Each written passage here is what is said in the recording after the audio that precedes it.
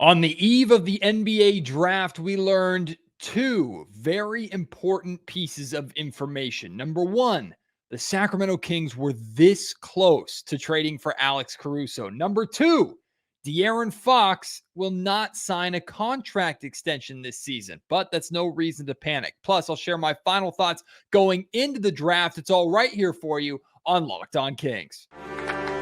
You are Locked On Kings, your daily Sacramento Kings podcast, part of the Locked On Podcast Network, your team every day. And now, ladies and gentlemen, it is that time for another episode of Locked On Kings.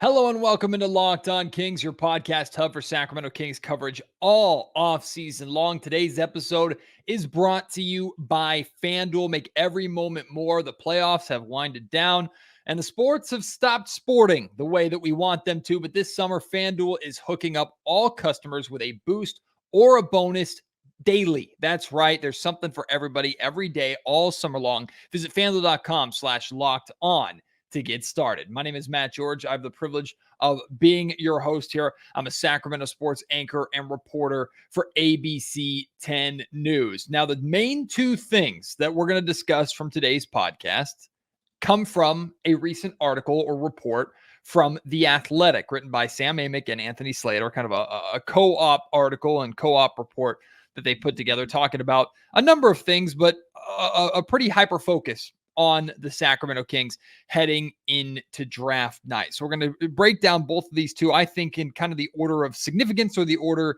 of importance. And I've seen a lot of reaction to this over the last 24 hours or so online as this article came out. Some Kings fans frustrated or disappointed by the Kings missing out on Alex Caruso. We'll get into that here in just a second.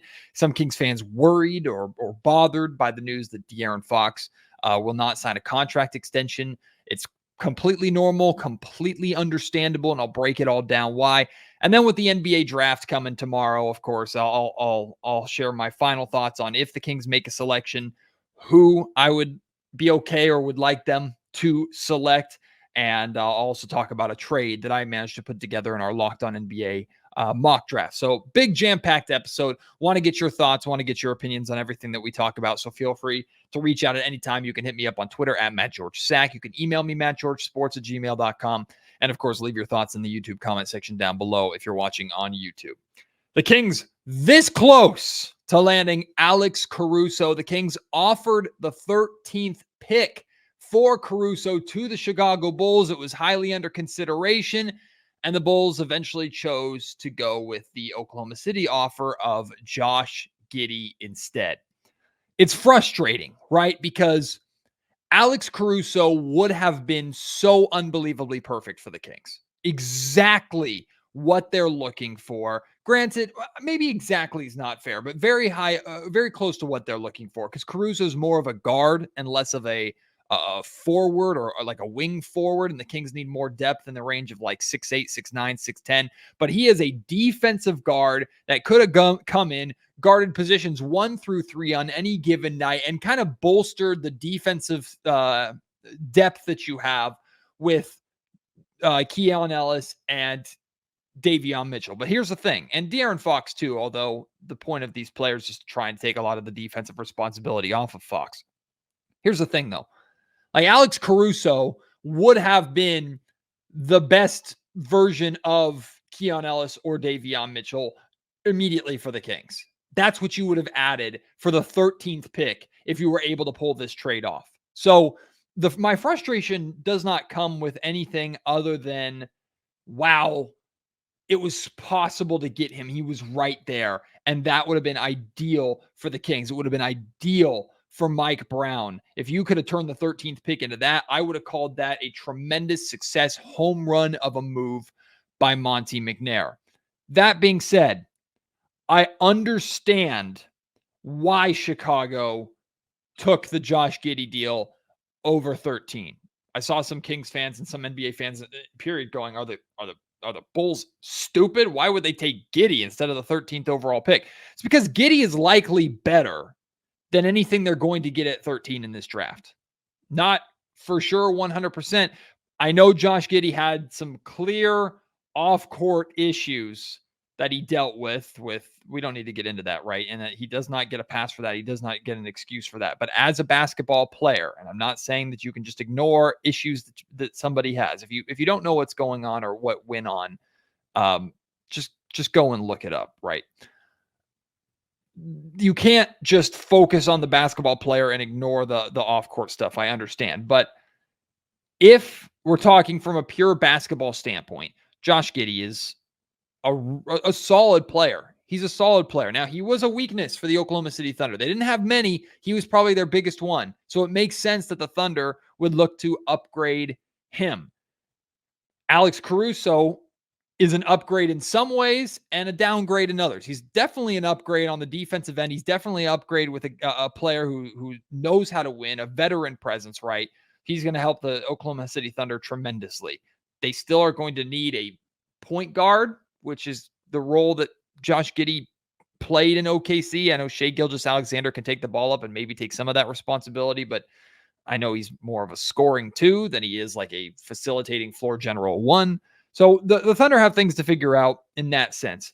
But Josh Giddey gives the Chicago Bulls a solid young player on a rookie scale contract, meaning he's going to have, or they're going to have his restricted rights going into free agency at the end of his contract, which I think is in like 2 years or something like that. Maybe it's a year. I honestly, you know what? Let's look it up, which is always good to do while you're recording a podcast. But let's look up Josh Giddey's contract here, so we have a better idea of what they're looking at. Josh Giddey, he is in the last year of his contract. It's a club option or a team option, which the team will exercise for $8.3 million. So at the end of this season, the Bulls will have to pay Josh Giddey.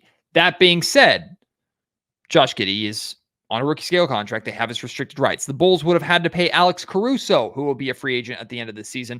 I have no idea if Alex Caruso is going to be more or less expensive than Josh Giddey. I have a feeling he'll probably be a little bit less, given the circumstances of the Bulls will have the cap space and the need to retain Giddey. And if Caruso returns to the Oklahoma City Thunder, I don't think they're going to be able to pay him a massive amount of money with the other players on that roster.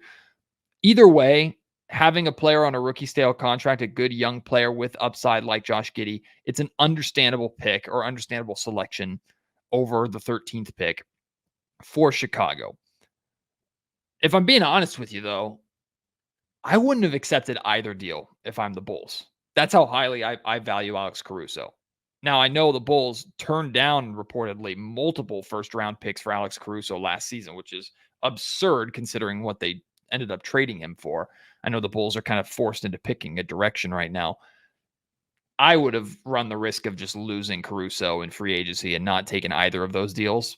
But ultimately, they sent him west, and they kind of wiped their hands of him, right? It's like, at least he's not in the Eastern Conference. So congratulations to the Oklahoma City Thunder. That now this kind of transitions into, from the Kings' perspective, one, could you have sweetened the deal a little bit more? If you knew that 13 was going up against Josh Giddey, could you have added a young player to that deal to get the Bulls to say yes? My thought immediately is Davion Mitchell. We have no idea if the Kings did this, but could the Kings have added Davion Mitchell and 13 or to the 13 package to say, hey, Davion Mitchell, not as high of an upside player as Josh Giddey, but it's another young player, final year of his deal, rookie scale contract. You have his restricted rights, and you get the 13th pick on top of that for Alex Caruso. I would have 100% made that move from the Kings. Not that I hate Davion Mitchell or anything, and I've seen you in the comment section. Matt's just trying to trade Davion Mitchell. He's always trying to trade Davion Mitchell. Yeah, I'm trying to get this team better. I'm trying to make this team better.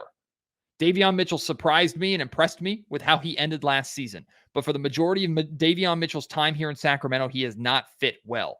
Alex Caruso, I think, would have been a perfect fit. I'm not mad that Davion Mitchell is still on this roster in the slightest. I'm not. But if you were to tell me, Matt, you had the opportunity to trade Davion Mitchell and the 13th pick and get Alex freaking Caruso, I'm driving to the airport to pick Caruso up. That's how into that deal I am. Maybe the Kings offered that. Maybe if they were hesitant to do that and that ultimately lost them out on the deal, I would be critical of that. And I'm going to continue to be a little bit critical of Monte McNair here. And you know how big of a supporter and believer I am in McNair. He's done the best job of any general manager since Jeff Petrie. He's been the only general manager to get this team back to the playoffs. He made the absolute right hire in Mike Brown, and he's more often than not, he's been correct. He made the big swing move with Domantas Sabonis trading Tyrese Halliburton. I think that was the right move, correct move to make. I support Monte McNair in a lot of the decisions that he's made. I know Monte McNair likes to go more of the patient route. I understand that completely. However, via his own words at the end of last season during his end of season press conference, the Kings are in win now mode. They need to win right now. They're built to win right now. So you need to go out and add players to help you do that. Alex Caruso would have done that. You no longer get a pass or get credit for an almost move. I respect him shopping the pick like I think he's supposed to do and he'll continue to do. I respect him making a competitive move for a clear upgrade player that would have not just fit what the Kings need, would fit what Mike Brown, his head coach, is looking for. I respect that. Absolutely. And I understand that ultimately this is the Bulls' decision, right? It takes two to tango in a deal. You can't just, this is not NBA 2K with forced trades. You can't just force a team to accept what you have. But this is a results league. You're judged based off of what you do, not what you tried to do. You don't get points for trying for Alex Caruso anymore. Here is the harsh reality of the situation, everybody. Alex Caruso just went to a competitor in the West. You're not just trying to make the playoffs, you're trying to win a freaking championship. Maybe not next season. Don't want to jump the gun. The Kings aren't putting themselves in championship competitiveness for next season. They're going to want to, they're going to try to, and they're going to say they are come media day at the beginning of the season. That's great. If you're not playing for a championship, what are you playing for? Realistically, we know the Kings are not slotting themselves into championship contention next season, or at least we don't think they are. We don't think they're ready for that yet. But Alex Caruso just joined another young team that surpassed you this year, made a humongous jump to the top of the Western Conference. I know there's a question of whether they overachieved or not, whether they're going to come back down to earth this summer or next season or not, but they've found a way to improve without trading their treasure trove of first round picks that they still have. So they're going to continue to improve. They went out and got a guy that you could desperately use, and now you have to deal with him and go through him if you ultimately want to win in the Western Conference. That's the reality of the situation. So you don't get points for trying for Alex Caruso because ultimately you lost in getting him to the Oklahoma City Thunder. I'm not trying to be harsh, and I'm not trying to be a hater on Monte McNair at all. That's just the reality of the situation to me. So is it the end of the world the Kings didn't get Alex Caruso? Absolutely not. Monty still has every possibility to have a home run of a draft tomorrow night, to have a home run of an offseason. He's already off to a damn good start getting Mike Brown and Malik Monk re-signed, right? Mike Brown was a contract extension, but getting Malik Monk re-signed, like he's off to a damn good start. He's having a good offseason so far. There's really not anything for me to be upset or disappointed in Monte McNair for. I'm just saying I'm not giving him points for missing on Alex Caruso at this point in time. The other aspect to this report has to do with De'Aaron Fox refusing to sign an extension or not unwillingness to sign an extension next season. I'll break it all down why. It makes complete sense, and there's no reason to panic in just a second. Like I said at the top of the show, today's episode of the Locked On Kings podcast is brought to you by FanDuel. I love sports, if you couldn't tell. I love them so much, I never want them to stop. But the playoffs are over. We get fewer games, and the sports aren't sports in the way that we want them to right now. But FanDuel lets me keep my sports fix going whenever I want. All I have to do is open the app and dream up bets anytime I'm in the mood. Of course, this summer, FanDuel is hooking up all customers, every single one, with a boost or bonus daily. That's right. There's something for everyone every day, all summer long, whether you're betting on MLB action to get you through into the fall, whether football season comes around and you want to have fun with some like future bets, who's going to win the championship, who's going to be the MVP. You want to get in early on NBA championship bets for next season. Whatever you want to do, FanDuel has it for you. So head over to FanDuel.com/lockedon and start making the most out of your summer. FanDuel is official sports betting partner of the MLB. In addition to the news about Alex Caruso, The Athletic reported that De'Aaron Fox will not sign a contract extension this year. Again, like I've laid out already plenty of times here in the podcast, this is not a reason to panic whatsoever. Now, I'm not just saying that to get you to drink the purple Kool-Aid and get you to chill out and get you to brush the concern under the rug and ignore what's going on. I'm genuinely 100% serious that this is not any reason to panic or be concerned. Ideally, would we like to have De'Aaron Fox sign an extension, be under contract, and remove all semblance of doubt? Absolutely. But you need to understand how much money De'Aaron would be leaving off the table or on the table or would not be getting by signing an extension right now. That is what this has to do with pretty much completely. And when you understand the options that De'Aaron has and the reasons for why financially he would want to wait, I think it's going to remove all concern that you have of him leaving. Yes, there is a possibility. He's got 2 years left on his contract. There is a possibility after those 2 years that he leaves as an unrestricted free agent and goes wherever the hell he wants. And I think if we're getting to that realm of possibility, we're talking about this version of the Kings experiment failing. We're talking about this core, as we know it, did not work, and the Kings need to likely move on. And De'Aaron maybe says, you know what, I've spent my entire career here in Sacramento. It's not working out. I'm going to go elsewhere and try and win a title. Maybe those are his motivations. As of right now, there's literally zero reason to believe that he's unhappy with where he's at, unhappy with the Sacramento Kings. But check this out. This is what this is the reason. These are the incentives for De'Aaron not signing an extension right now. He's eligible for a supermax contract by making an All-NBA team or winning Defensive Player of the Year or MVP next season. Last season, he turned down a 2-year, $105 million contract extension. Had he made All-NBA last season, the season that just wrapped up, he would have been eligible for a 3-year, $167 million extension. So right there, you're talking about a $62 million difference between what he was eligible for and what he could have gotten just by making All-NBA last year. If he makes I'm sorry. I got a little messed up. Let me backtrack here. Let me do this again because I got the figures wrong. I want to make sure I get this right. This offseason, De'Aaron was eligible to sign a 3-year, $167 million contract extension. So last season, he was eligible for a 2-year, $105 million extension. This year, right now, he's eligible for a 3-year, $160 million extension. If he had made All-NBA last season, that contract would have gone up to a 4-year, $269 million extension. So him making All-NBA would have been the difference of $100 million that he could sign for the extension. Now, going forward, if he makes All-NBA, MVP, or Defensive Player of the Year, he would be eligible for what's called the designated veteran extension. 5 years, $349 million, which would be the biggest contract in NBA history.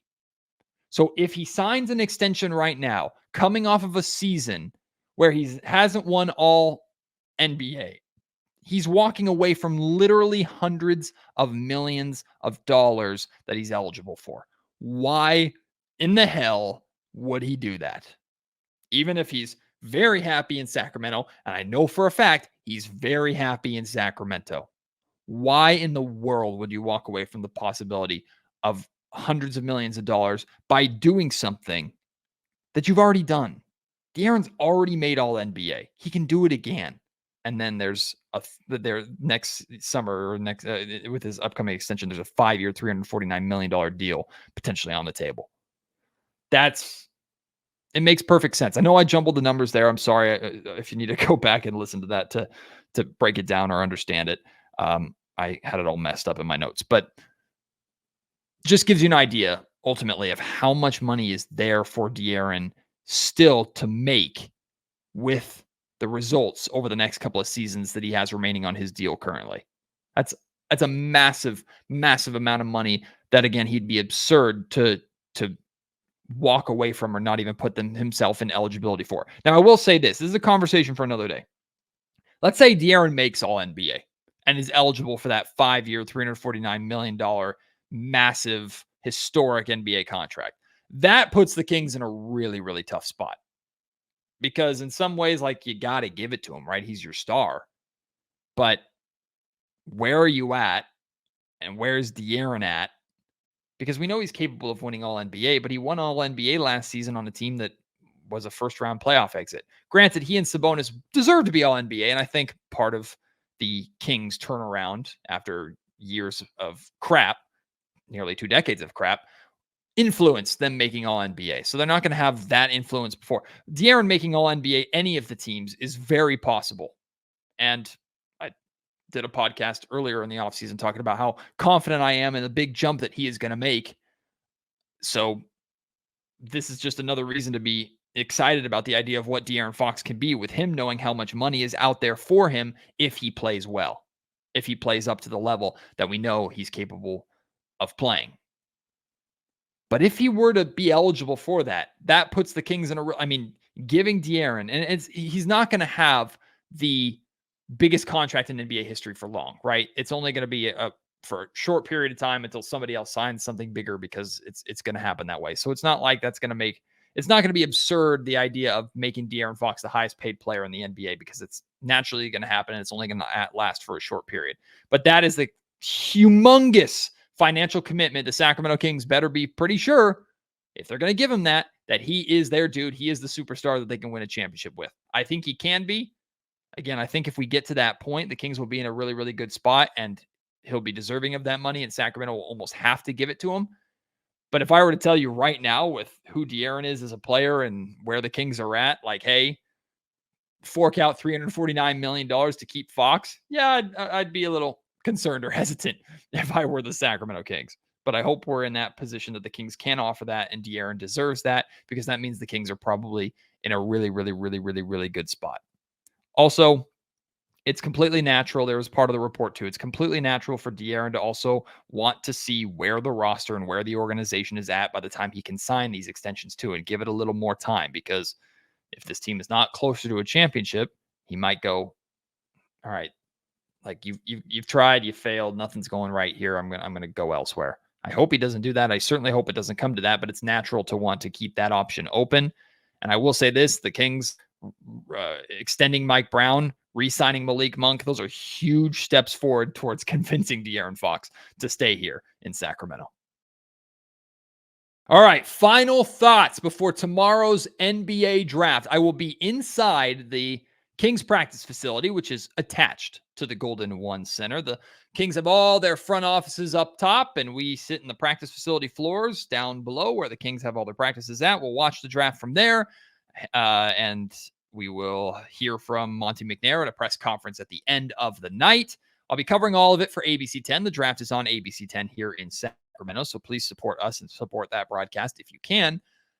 And then, of course, I will be doing a podcast from the Kings practice facility after the night is done and we know what the Kings are doing with the 13th pick. So expect full and exciting draft coverage in depth from Locked On Kings tomorrow. And I hope you will tune in, and I hope you will join me. But ultimately, look, here's what I want from draft night. Here's what the Kings need from draft night. The Kings need to use this night to get better. They can do that by taking a rookie for sure. The only way they make significant improvement, in my opinion, is with a trade, right? And I've been consistent all offseason long. Trade the pick. Find a way to turn the pick into an upgrade. They tried with Alex Caruso. I love the effort there. Find a way to make that work with another upgrade, or use the pick to move back in the draft if it gets you some sort of asset or something, right? Find a way to use the pick to bring in an established NBA caliber upgrade. That is my first goal, first request, first and foremost. But like we see with the Alex Caruso deal, there's no guarantee of that happening. There's no guarantee of a team saying yes. So you have to have, of course, a backup plan. I'll get into in just a second the players that I like or would be okay, or if I were making the selection, these would be the guys like in that range that I would want the Kings to go out and get. First off, we do our Locked On NBA mock draft every single year, where every host makes a selection for their respective team. And I've been preaching so much about trading the pick. There's no way in hell I couldn't find a trade that makes sense. So I went to my guys at the Locked On Wizards podcast. I got a deal done. I traded number 13 and Sasha Vezenkov, who's an expiring contract essentially, to Washington for number 13.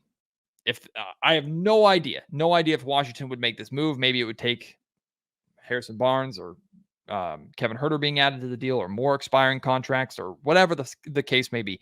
I don't know. But if the Kings could find a way to turn 13 into Kyle Kuzma on draft night, I know there are concerns about Kuzma for sure. He's not the perfect player by any means. I'm beyond happy with that. And I hope the Kings have a chance to potentially do that on draft night. So that's what I did in our mock draft. But if the Kings end up making a selection, drafting a rookie, here are three names in order that I would like the Kings to go out and get. Number one is Tristan da Silva, 23-year-old power forward out of I shouldn't say power forward. He's small forward, power forward. He's a forward out of Colorado. He's older, which Monty McNair has loved to go the older route with his prospects in the draft, meaning he's more plug and play ready, I think, to be a part of the Kings rotation. Has good defense, good versatile switchability, defensive upside on the perimeter. He's a smart player, and he spaces the floor, and he knocks down threes at a respectable clip. Right? He is a 3 and D wing / forward that this Kings team needs. Does that mean day one he's going to be a part of the Kings rotation? He's going to be an impactful player? I don't know, but I'm looking at who I believe is one of the most likely candidates to come in and right away make an impact on winning for Sacramento at a position of need. And I think he will be there at 13. The other two, first, Ron Holland, 18-year-old forward from the G League Ignite. He is a lot more of a raw prospect, significantly younger, 5 years younger than Tristan da Silva. He'll be 19 at the start of the season, but still, he has a tremendous amount of upside. There were times people were talking about him as a potentially number one overall pick before he struggled with the G League Ignite, who were terrible last season. He's athletic. He attacks the basket as a wing. High defensive potential with his body and his size. The thing is, though, he's, I would say, highly unlikely to fall to 13. I don't think he's going to be there at 13. If he falls, it'll be pretty significant. I think the lowest he'll probably go is like 10 or 11. So I don't expect him to be there. But if he's there, the Kings should strongly consider taking him. Finally, Cody Williams, 19-year-old wing out of Colorado, the brother of Jalen Williams in OKC. Another 3-and-D wing, has a slashing skill set. So someone who's athletic, who can attack the basket, can potentially finish around the rim. Think like a Jaden McDaniels comparison, right? Jaden McDaniels with the Minnesota Timberwolves. The Kings would love to have a guy like that. Really solid defensive ability, has the measurements, has the versatility on the defensive end, and has good spot-up shooting potential as well. He's maybe not like a knockout, lights-out three-point shooter, but give him catch and shoot threes in the offense, spacing the floor, kickouts from Fox or from Sabonis or whatever it may be. He has that potential. And he's also, unfortunately, probably not going to be there at 13. He's a little more likely to be there at 13, I think, than Ron Holland. But these are two guys that I would expect to go in like the 8 to 12 range. But this draft, who the hell knows? That's why I have Tristan da Silva number one. Well, two reasons I have Tristan da Silva number one out of the three. One, I expect him to be there. And two, because he's older and more plug and play than both of those other guys are. But any of the Kings walk away with any of these three names on draft night, I'm disappointed that they didn't trade the pick, but it's a good consolation prize. And that sounds so harsh and mean to say about players who just had their dreams of making the NBA realized. Like, And all three of these guys could be better than anything the Kings could trade or could get in a trade at 13. I have no idea. We don't know how it's going to play out. But based off of what I think the Kings need and where the Kings are at, I would love to see the Kings try and trade this pick. If they end up with any of those three, for the most part, I'd be pretty happy. But I have no idea what the Kings are going to do on draft night. Not a clue. And that's a good thing. None of us should know what the Kings are going to do. I think the Kings are going to be working the phones. They're going to be shopping that pick all the way up until the buzzer. We'll see if they find a deal or not. They also shouldn't just make a deal for the sake of making a deal, but that's never been Monty McNair's style. So I'm not really too concerned about that. Want to hear your thoughts on the Caruso near trade? I want to hear your thoughts on Fox's contract extension. Would love to hear your thoughts on who you want the Kings to go out and draft tomorrow. Your final thoughts heading into the draft. Hit me up with all of them. Lay them all out there. Let's get them out there. You're watching on YouTube. Put them in the comment section down below. Hit me up on Twitter at MattGeorgeSack. Email me, MattGeorgeSports@gmail.com. I will see you from the Kings practice facility tomorrow after the draft for a full breakdown of what the Kings do on draft night. Can't wait. Looking forward to it. Until then, my name is Matt George. You've been listening to the Locked On Kings podcast, part of the Locked On Podcast Network.